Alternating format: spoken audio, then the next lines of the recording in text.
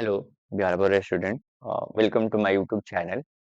आज हम लोग स्टार्ट करने वाले हैं जितना भी क्वेश्चन है 2022 22 बोल रहे हैं 26 का क्वेश्चन हम लोग एनालिसिस करने वाले हैं।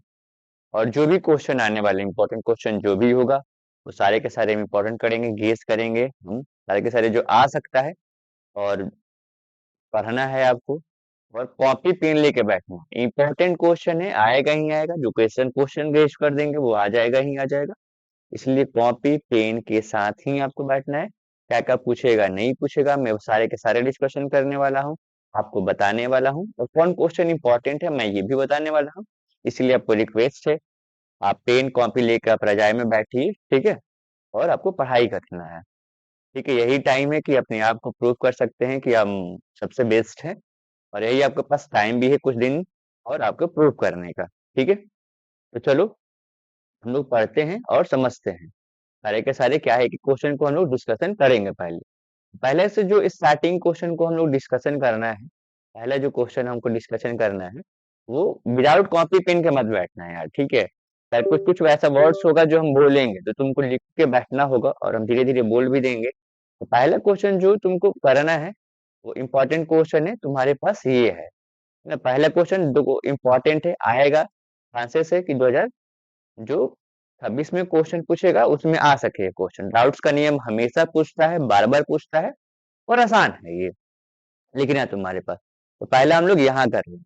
तो डाउट्स का नियम ये बोलता है, जैसे कि मान लो कि पी नॉट होता है, एक ऐसे लिख भी देगा ना तो एग्जाम में एग्जामिनर तुमको पूरा नंबर देगा पी नॉट।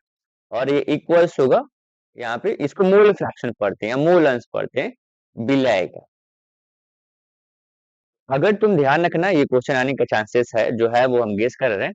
तो एक इसको बाबू ना, ये जो पूरा क्वेश्चन है अगर देख रहे हो तुम, बाबू बबुआ जो भी देख रहे हो तुम, तो इसको बोलते हैं वाष्प दाब का, वाष्प दाब का, दाब का अवक्षेपण अवनमन, अवक्षेपण अवनमन, अवनमन बोलते हैं इसको। तो लिखो राउट्स, राउट्स लिखो। राउट्स के नियम के अनुसार मैं बोल रहा हूँ, राउट्स के नियम के अनुसार वाष्प दाब का अवक्षेपण अवनमन, वाष्प दाब का अवक्षेपण अवनमन मूल अंश के विलय के मूल अंश के बराबर होता है। अब ये फॉर्मूला है, ध्यान रखना है इसको।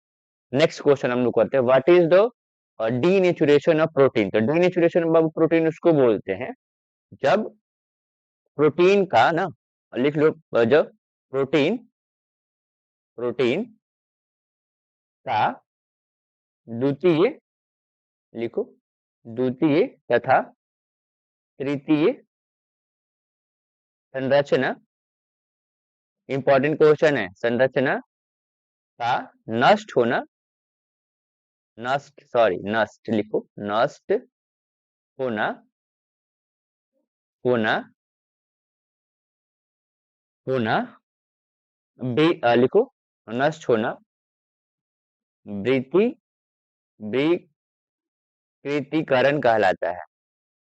जब प्रोटीन प्रथम प्रोटीन होता है, द्वितीय प्रोटीन होता है, तृतीय भी होता है, तो नहीं, तो जब द्वितीय प्रोटीन और तृतीय प्रोटीन है ना का संरचना का नष्ट हो जाना जब बनता है और वो नष्ट हो गया किसी तरह से, उसी को हम लोग क्या बोलते हैं, विकृत्रिम प्रोटीन बोलते हैं। अच्छा, नेक्स्ट क्वेश्चन है थर्ड नंबर क्वेश्चन, ये ध्यान रखना है। क्वेश्चन नंबर थर्ड क्वेश्चन का डिस्कशन करते हैं। गर्म करने पर सफेद जेडनो पीला क्यों हो जाता है। तो इसका मेनली कारण है कि जब हम गर्म करते हैं, यानी लिखो ध्यान से, गर्म जब करते हैं ना तो इसमें से ऑक्सीजन चला जाता है।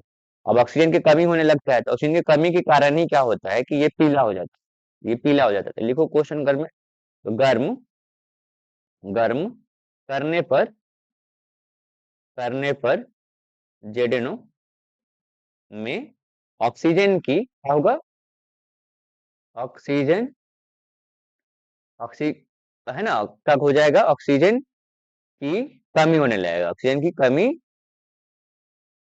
कमी होगा, होगा। तो उसी के कारण, तो उसी के कारण जेडेनो पीला हो जाता है। ध्यान रखना है कि जब इसको गर्म करेंगे तो इसमें ऑक्सीजन की कमी होने लगेगा, जब ऑक्सीजन की कमी हो जाएगा तो जेडेनो क्या हो जाएगा, पीला हो जाएगा। इंपॉर्टेंट क्वेश्चन नहीं है लेकिन ये वाला इंपॉर्टेंट क्वेश्चन है, ध्यान रखना है। नेक्स्ट जो हम लोग नेक्स्ट क्वेश्चन डिस्कशन करने वाले हैं वो आते हैं ये इसका जो इंपॉर्टेंट क्वेश्चन है, 2-3 गो पॉइंट इंपॉर्टेंट है तो ध्यान रखना है। पहले क्या ध्यान रखना है, अगर ये आए हो तो पहले तो फॉर्मूला ही होता है के बराबर के हम लोग बोलते हैं स्थिरांक बोलते हैं 2.303 बाई टाइम यानी समय बाई टी है, यहाँ पे टी बाई टी कर लेना, टी का सिंबल लॉग। और लॉग हम लोग यूज करते हैं और सांद्रता मतलब द्रव्यमान, द्रव्यमान इनिशियल यानी आई बटे में द्रव्यमान जो हम लोग लगाते हैं। ओहो, ये क्या आ गया?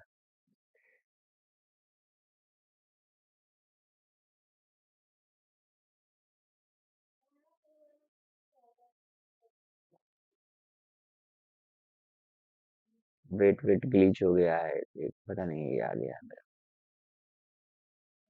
अगला के टाइप पे रिफ्रेश बोल रहा है कि नो रिफ्रेश।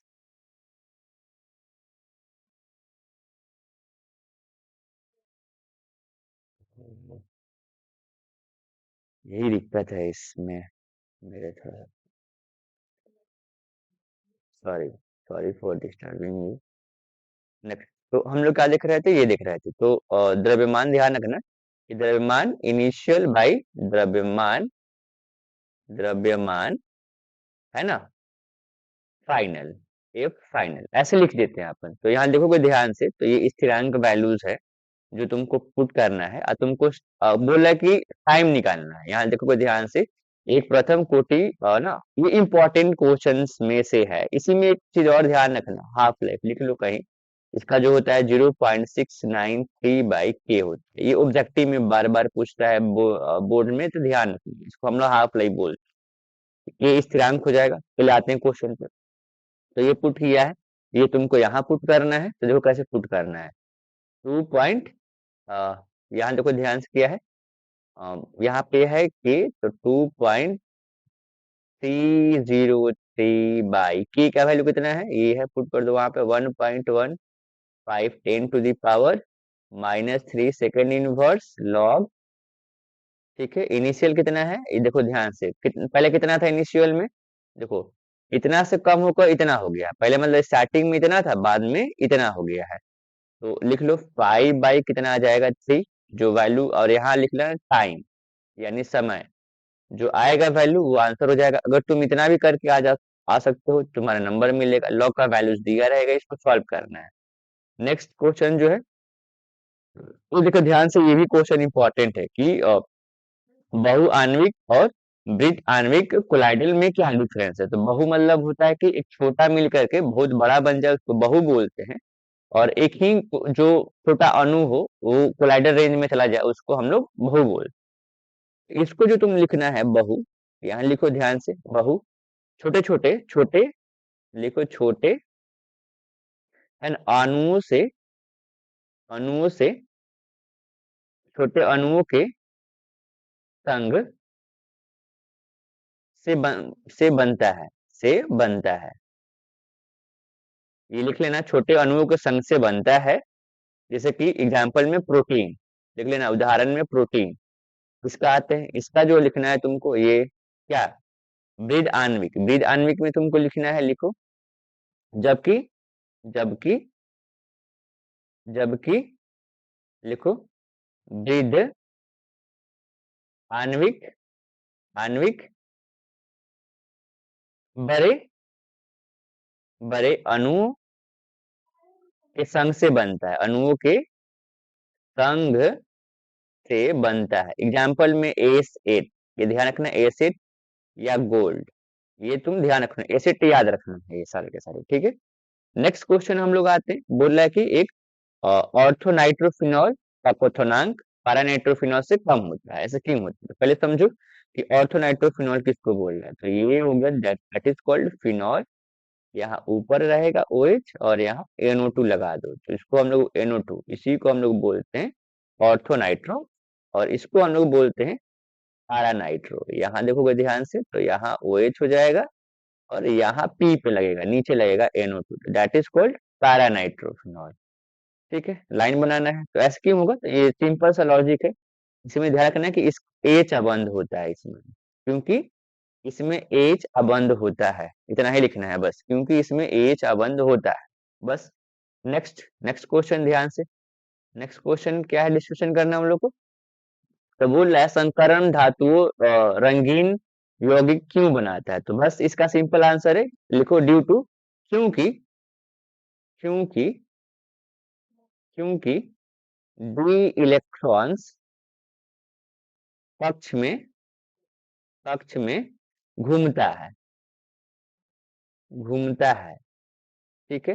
अच्छा ये जब यहाँ आ गए हो तो एक चीज और ध्यान रखना है, कहीं पढ़ते हो तो इसमें एक आता है मैग्नेटिक मोमेंटम, तो ये भी ध्यान रखना है, under root N into N plus two, N into N plus two Bohr magnet. अच्छा ये भी नहीं ध्यान रखना है, तो एक होता है इलेक्ट्रॉनिक विन्यास, ये इलेक्ट्रॉनिक विन्यास, विन्यास ये तो ध्यान ही रखना है। पहले आर्गन होगा 18 जो कि होता है, उसके बाद 4s होता है, उसके बाद 3d होता है। तो एस में एक से दो इलेक्ट्रॉन बढ़ते हैं और डी में एक से 10 इलेक्ट्रॉन्स बढ़ते हैं। जैसे मान लो कि मुझे इसका लिखना है, तो इसका जेड कितना होता है 21, ध्यान ही रखना, पूछेगा, इंपॉर्टेंट है। तो लिख देंगे आर्गन 4s2 और 3d कितना लिख देंगे यहाँ पे 18 2 20 1 21। इसमें इंपॉर्टेंट है क्रोमियम और कॉपर, इसका जेड का होता है जो 29 होता है और इसका जो जेड होता है 24 होता है। दिस इज द इम्पोर्टेंट,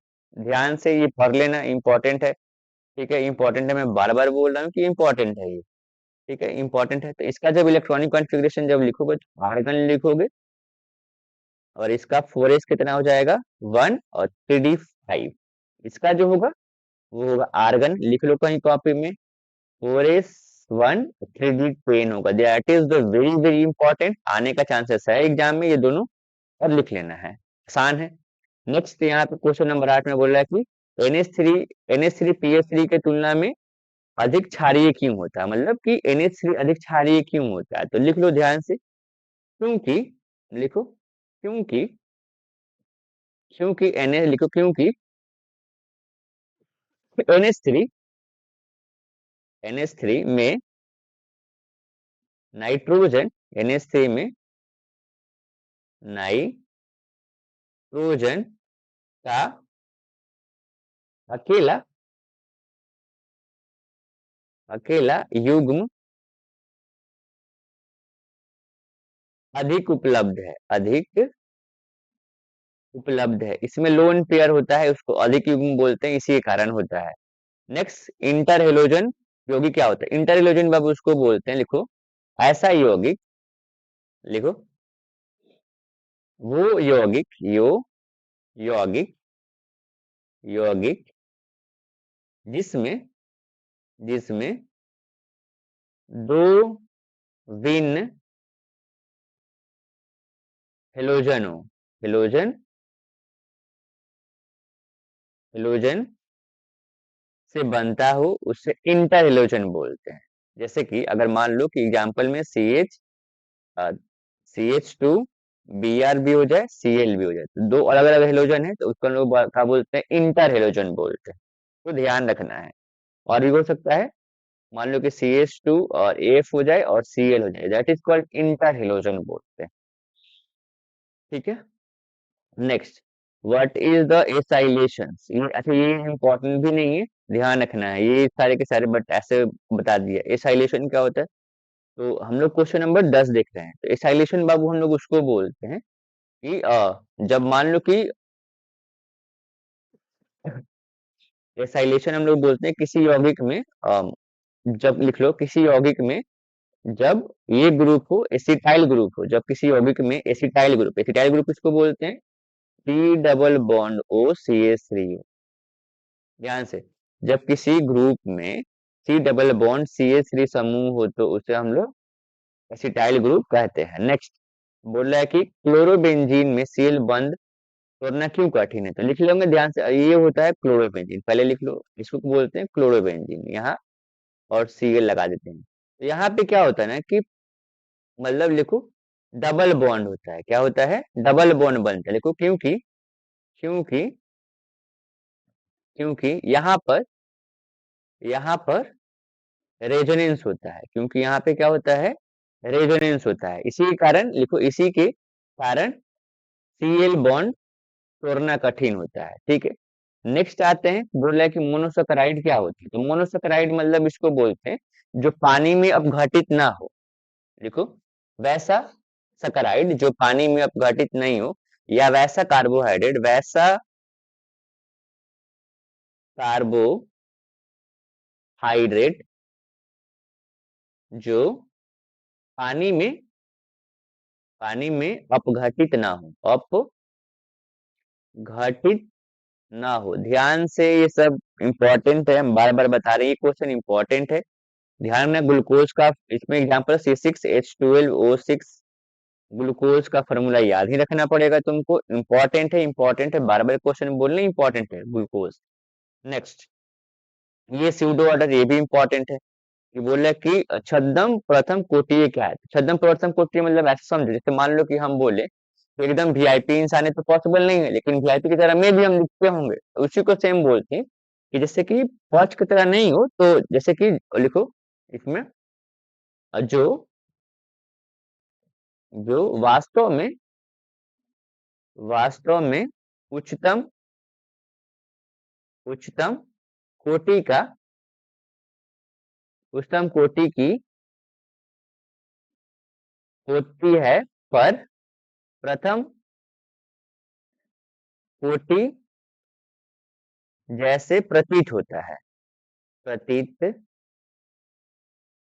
है, तो उसे हम लोग क्या बोलते हैं, ये छद्म प्रथम मतलब स्यूडो ऑर्डर बोलते हैं। एग्जाम्पल ध्यान रखना कि अगर हाइड्रोलिसिस करवा दे किसी भी C2H5 अगर है, चाहे ऐसे इसको रहने देते हैं, अगर मान लो सुक्रोज है C12H22O11, और इसका पानी से जब रिएक्शन करवा देते हैं तो दो चीजें बनता है, glucose C6H12O6 plus C6 12O6 ही बनता है। तो इसी को हम लोग बोलते हैं, यानी वो जब अपघटनीय करवाएंगे, सुक्रोज को पानी से रिएक्शन करवाएंगे, तो उसको हम लोग बोल देंगे।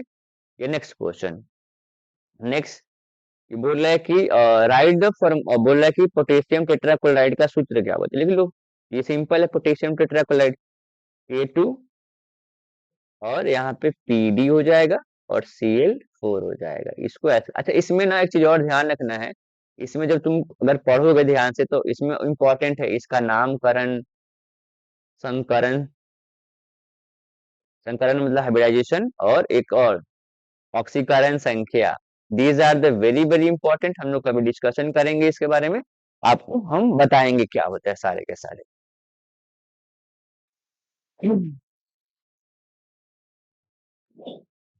नेक्स्ट, जो इंपॉर्टेंट क्वेश्चन है आपको ध्यान रखना है, यहाँ बोल रहा है कि मिथाइल, बोला कि मिथॉक्सी मीथेन की तुलना में इथेनॉल की क्वथनांक ज्यादा होगा, यानी बॉइलिंग पॉइंट ऐसे ज्यादा क्यों होगा। तो इसका जब फॉर्मूला देखोगे, CH3O CH3, इंपॉर्टेंट ये है कि इसका नाम याद रखना, मिथाइल ईथर भी बोलते हैं इसको। और इथेनॉल का फॉर्मूला C2H5OH।